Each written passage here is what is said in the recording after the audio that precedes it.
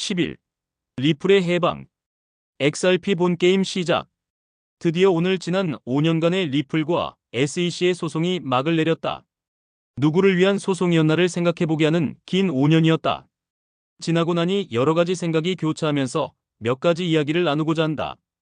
나는 지난 5년간 만나는 사람마다 XRP를 사라고 했다.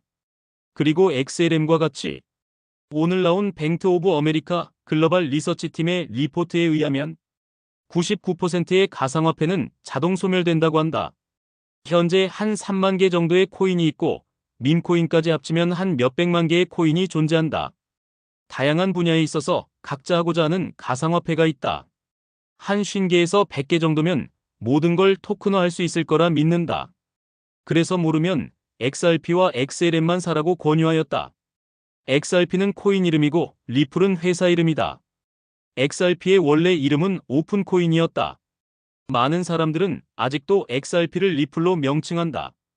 XRP가 코인 중 1등을 한 적도 있는데 미국 뉴스방송에서는 다른 코인의 이름을 정확히 불렀을 때도 리플로 표기했다.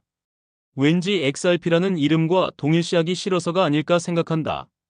XLM도 마찬가지다. 스텔라라고 많이 불리운다. 앞으로 가장 많이 쓰여질 코인이 왜 이름도 제대로 불리어지지 않을까?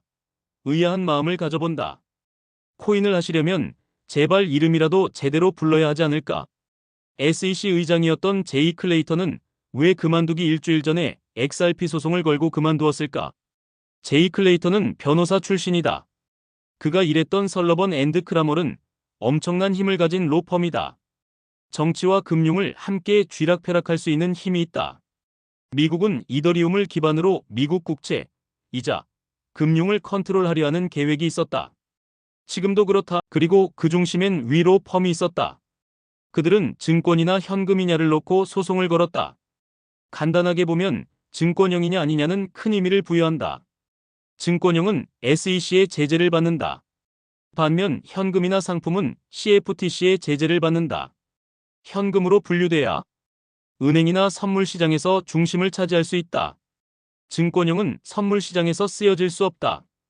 전에도 설명하였지만 초기 투자 자금이 있었냐는 것이다. 이더리움은 실질적으로 초기 투자자들이 많다. 그래서 증권형이 되어야 하는데 이상하게 비트코인과 함께 현금으로 분류된다. 선물 시장은 자산으로 분류한 품목 중에 제일 사이즈가 크다. 거진 쿼드릴리언 달러의 가치를 가지고 있다. 이걸 누가 먹느냐가 그래서 중요한 것이다. 그럼 왜 이 시점에 XRP가 승인이 난 이유는 왜일까? 디지털화하는 시스템이 올해까지 완성되는 게 목표였다. 일단 돈이 왔다 갔다 하는 게 올해 11월 스위프트 디지털화를 기점으로 금융 총알 배송이 시작된다. 세상 어디에 있던 이번 주 XRP는 모든 은행기관에 승인 신청을 하였다. 그림을 참조하세요. 얼마 전 리플이 마지막 주에서 은행 신청이 허락된 적이 있다. 미국은 연방정부이지만 각 주마다 승인 절차가 다를 수가 있다. 그럼 또 왜 이 시점에 허락이 떨어져서 이어러 신청서가 가능하게 하느냐가 의문점이다. 여기에 같은 변호사 사무실을 써서 서컬도 똑같은 신청서를 신청했다. 서컬은 많은 사람들이 ETH가 중심이라고 생각하지만 내가 보기에는 XLM이 중심이다. XRP나 XLM은 그냥 쌍둥이인 것이다. 의외로 기술력은 XLM이 앞서 있다고 본다. 모든 걸 먼저 시작해서 먼저 완성을 해놓았다고 생각한다. 리플이랑 스텔라가 사이가 안 좋네 하는데 둘은 그저 장기판의 말일 뿐이고 장기 놓는 사람의 마음대로 움직이고 있다. 애플의 스티브 잡스가 죽기 전에 남긴 말에 의하면 이 세상을 컨트롤하는 사람은 스토리텔러라는 말이 있다. 세상은 글쓴이의 의도대로 흘러간다고. 제이 클레이턴 다음으로 우리는 게리 겐슬러를 4년 또 겪었다. 게리 겐슬러는 어마무시한 커리어를 가지고 있는 금융통이다. 모든 것에 답이 있다는 골드먼 출신이고 위에 설명한 CFTC와 SEC 의장을 한 사람이다. 학력이고 경력이고 뭐 하나 빠지지 않는데 왜 4년을 평생욕을 먹으면서 XRP 소송을 했을까? 이들도 장기판의 말일 뿐이기 때문이다. 인터뷰를 보면 참 한심하게 이야기를 한다. 전에는 그렇게 칭찬을 하던 XRP를 죽어라고 옥죄이던 그는 그의 역할을 잘하고 떠났다. 그는 쌍둥이다. 사람들이 말하길 아마 동생 얼굴과 이름으로 XRP 엄청 가지고 있을 거라고. 그것보다 더 중요한 게 있다. 20년 전보다 요즘은 참 은행 쓰기가 힘들다. 9.11 사태 이후 사베이넨 악슬리법으로 KYC&AML이 나왔다. 이 법안을 쓰는데 일조했다. 2008년 금융사태 이후에는 도드-프랭크법이 나왔을 때 CFTC 의장으로서 시장의 투명성을 요구하며 법을 만든 사람도 이 사람이다. 항상 중심에 서 있던 사람이다. 도대체 왜 XRP를 그렇게 코너로 몰았을까? 때가 아니었고, 이 사람은 2025년 지금까지 끌고 오는 게 역할이었을 거다. 현재 XRP는 NDA만 1700개가 사인되어 있다. 넌 디스클로저 어그리먼트. 계약에 앞서 누설하지 않겠다는 서류이다.